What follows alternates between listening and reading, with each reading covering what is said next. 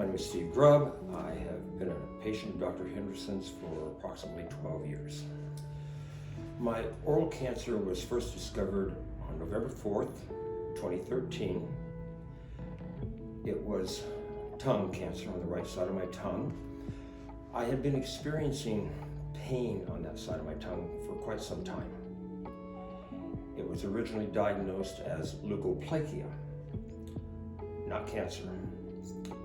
And immediately when I was experiencing this, people would ask me, "Are you a smoker?" And I said, "No, never." I came in for my 6-month cleaning and checkup, and my hygienist, he said, "You know, your tongue doesn't look great on the right-hand side. I would like for Dr. Henderson to take a look at this." And so Dr. Henderson came into the room, and she examined me, and she said, "Steve, I don't like the looks of this tissue. It does not look healthy." That was on November 4th. From there, she immediately contacted Dr. Cabra, oral surgeon in Modesto, and that day I had an appointment. And I can't stress the whole bit about early detection to get in right away. And how did I feel? I was scared. You know, anytime you get news like that this possibly could be, but in the back of my mind, I knew that it wasn't right. Anytime I ate anything spicy, anything to me, and I love spicy food, but anything spicy, orange juice even, would just send me through the roof. The pain on the right hand, it would just burn and sting. So I knew that wasn't normal. So I got into Dr. Cadre that day, I believe it was a Monday, and he didn't say much, and I could tell by his expression that he wasn't happy with what he was looking at. So what took place at that point then was that he immediately had me come back the next day for a biopsy. The biopsy was no fun. You can only anesthetize the tongue, I guess, so much before they actually have to do it. Actually, yeah, so that was not a fun part of this, but the results came back within 5 days from Loma Linda, and it was stage 2 tongue cancer. So after the results were returned from Loma Linda, we then had to have a game plan. And one of the biggest difficulties was dealing with the insurance. Out of network, in network, and I say this because it's something I think that everyone needs to be prepared for. It's one thing to get the news that you have a disease. It's another thing to then start battling this issue. And my wife was my lifesaver there. She did all of that because emotionally I just didn't want to deal with that. And so she took care of all that for me. So we had a game plan. I was sent to UCSF in Fresno. I met with an oral surgeon who was a dentist as well.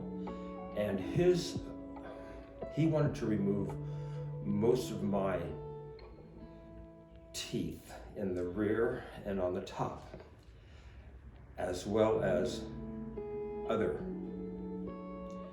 parts of my mouth, and I was not wild about that. I just did not want that to happen. And then we found out that we were out of network. We couldn't go to UCSF Fresno. So I was then, got an appointment at UCSF San Francisco. There I met with Dr. Stephen Wine. Brilliant guy. Just a great person. I thank God that he came into my life. I mean, he really, aside from Dr. Henderson discovering this and being active right away to get this thing going, he told me from the onset, "I really believe I can correct this with just surgery. We won't know," but he said, "That's my take on it right now." So I went up for a few exams in the month of December of 2013, and the surgery was scheduled for January 3rd, 2014. They wanted to get right on it because it was starting to take off, okay? And that was a bit nerving, you know, during the holidays and all family here and all that going on. So I'll never forget that day. We drove to San Francisco on the Thursday before, the day before. A very kind couple at my church had a timeshare in San Francisco at a hotel, and they let us have the room for whenever we needed it. And they told me that I could not have the surgery if I developed a cold or anything like that. Well, I did. I developed a cold like on Wednesday. I was coughing. It was horrible. So I called another friend of mine who is in the medical field, and I said, what should I do? And he said, well, against my better judgment, take 2 aspirin and go to bed and get this thing over with. So that's what I did, essentially. And I went the next day, and they were able to perform the surgery that Friday morning. It started at 7 o'clock in the morning. I was quite calm. And I think the reason I was calm was because I knew something was being done. I felt good about that. It was the waiting that was the hardest part of the entire process. What's going to happen next? Are they going to tell me they found something else? Is this just going to continue to manifest? And I just was concerned about that. But once I was on the gurney, being shipped off to La La Land, I felt good. The surgery was 5.5, almost 6 hours, which really surprised me. And my surgeon was very, very open about what took place, what was going to take place. He said, worst thing could be we may have to do some skin grafting, which would come from my hip, and they would have to take it up to my mouth and do it, and then there would be quite a recovery from that. But they did not have to do any of that. He said that they were able to find clear margins, which meant that they got down past cancer into healthy tissue. And I came out of the surgery, and I'm a musician. I teach classical piano.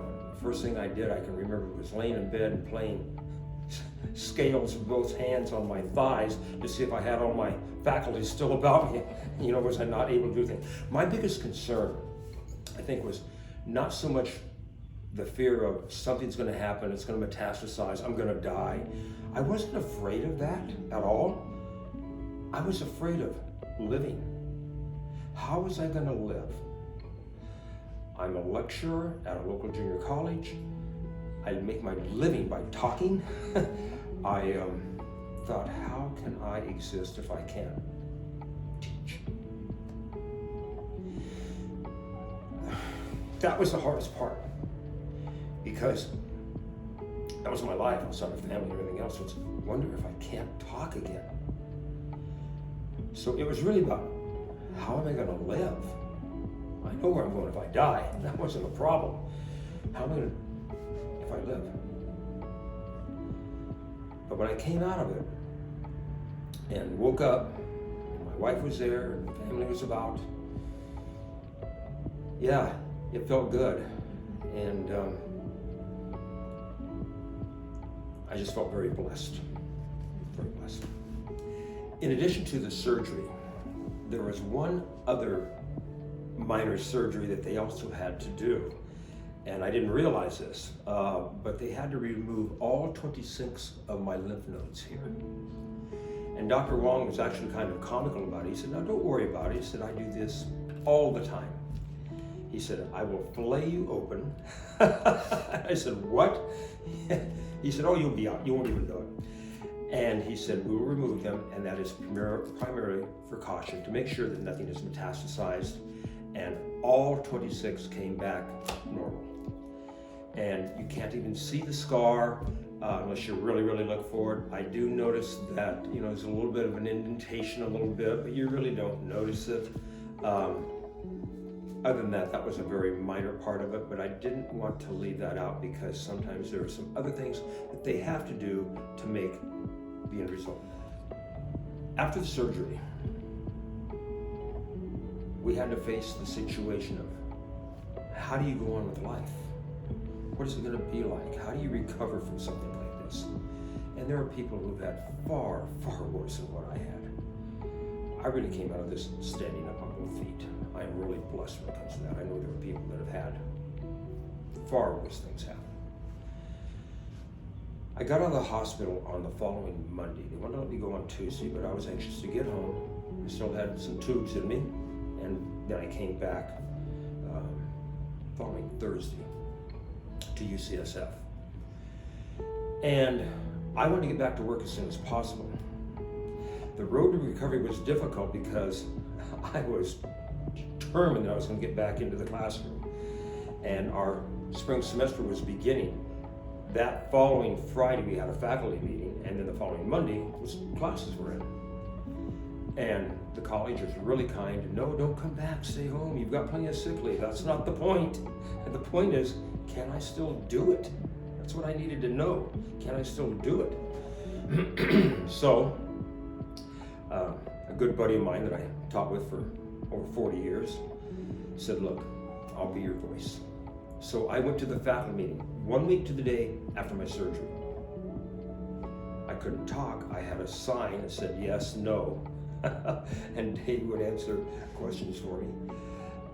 And I was in the classroom back on Monday morning. That was my road to recovery. I could have sat home. I could have not done anything but eat milkshakes and watch TV. Couldn't do that. I got back in the environment that I love, and that it was back in the college classroom. And the difficult thing was that I had to bring my wife because I couldn't call roll. I couldn't give an assignment because I did not speak very well. I was not quite as articulate. And she did that for me, and the touching part was that day that I went by, and this is all part of recovery. How are people going to respond to you when you come back? And I had students waiting outside my office. Yeah, that was a tough one. It was great. It was great to see these kids there with signs and whatnot. That's all part of recovery. How are people, so for anyone who hears this that has oral cancer, this is really for the people that are concerned. Be there. Love them, just be there. Let them know you're supporting them, and not in a mushy kind of way. Just be there. And that was part of it. And so my wife didn't come to class any longer because I told them that, they could hear how I spoke. That was part of the road to recovery that was difficult for me because I wanted to speak articulately. So the manner in which I did that was that I speak enough German to get me by.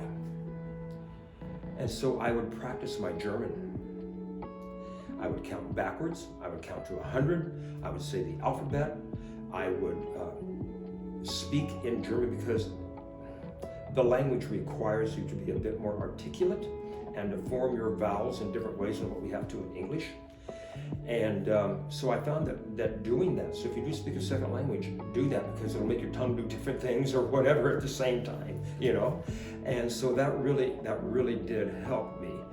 And within, I'd say 3 or 4, maybe a month, I was feeling like I was getting back to normal. The surgery required them to remove a good portion of the right side of my tongue. And there's a large scar there. I have no feeling at that. My saliva glands are nil.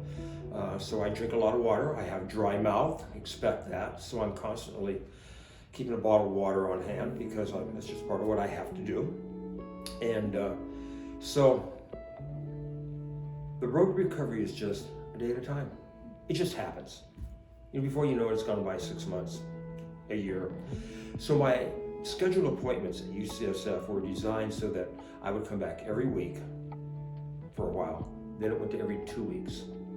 And the exam would be a couple more MRIs to make sure things are still clean, and a digital probe, if that's the correct word to use, of my tongue down my throat.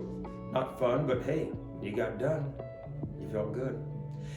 And to think positive. My wife and I would make a time of it. These folks that had this timeshare that I spoke of previously would let us have that when we would go up. So my appointments were always on a morning on a Friday. We would go and get the appointment out of the way, felt good because, hey, everything looks great. See you in a week or see you in a month or two or whatever it would be. And then we would go check out of the hotel. We'd go to lunch in San Francisco somewhere and then head home before the traffic caught us. So we felt like we got away. So we had something fun to kind of go do. The monotony of just having to drive up there. And we did that one time. Early morning appointment, Bay Area, Livermore traffic, horrible. And I was such a nervous wreck when I got there. I was just not good. So it is, in a way, if you have to pay for a room, kind of worth it to get up there. So you are just get up and you got to just get to the facility or wherever you have it done. Those are all little tricks you kind of learn as you go along. Everybody's different, but it helped us to do that kind of thing. Then I got down to 6 months, and then it was once a year, and now it's been 10 years, and I have not seen. My surgeon took a position at the University of Arizona. He's head of the Head and Neck Cancer Research Center. And so I have a PA that examines me. And I have not seen her since spring of 2020. When COVID hit, the last place I wanted to be was near a hospital. And so I have not been examined since then, except for the tremendous work they do here at Dr. Henderson's office. Holly is phenomenal, checks me all the time. Dr. Henderson checks me all the time. And they've got a great camera that tells you. I mean, and they used that with me one time to look and see, okay, we see where the surgery was done, we see the scar tissue, we see all the green and the black and all that goes along with that. Wow. So they cut me loose at UCSF with the understanding that if I ever do need to go back, I can. But I won't go back unless I am told through Dr. Henderson's office that, like, I think you need to get this checked. There are, part of the road recovery, there are scares along the way. You develop a canker sore, oh my word, it's back. Not necessarily, it's a canker sore, we all get them. I bit my tongue a lot. You might be out to dinner and I'd have to excuse myself and I couldn't finish dinner because it would bleed. Expect that kind of stuff happens. But it goes away and it gets better. I've learned not to talk while I chew because I will definitely bite my tongue then. And it's just all those little tricks that you learn as you go along and work your way through all of this. Part of this road to recovery is on your shoulders. You have to be proactive. When you are scheduled to see your hygienist, your dentist, or whoever takes care of your oral needs, do it. Early detection. I truly believe that hadn't Dr. Henderson seen this on November 4th of 2013, and I would have waited another 6 months, I don't know. I don't know what would happen. I don't think it would have been great because of the manner in how this monster was growing. Get in for your appointments.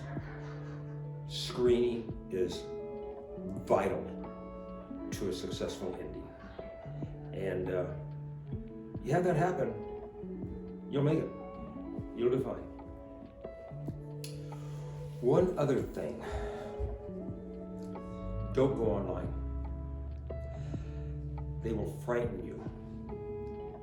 First of all, no one has looked at you to even determine what kind of ailment you have. So you have self-diagnosed yourself and you've looked up tongue cancer, a certain kind of stomach ache, whatever the case may be. You don't know, you're not the doctor. So you go online and of course they come back with answers, and if you believe it enough, yep, I'm a goner. And that's just not true. Online will scare you to death.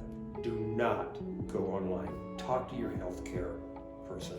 They will tell you what to do, not a computer.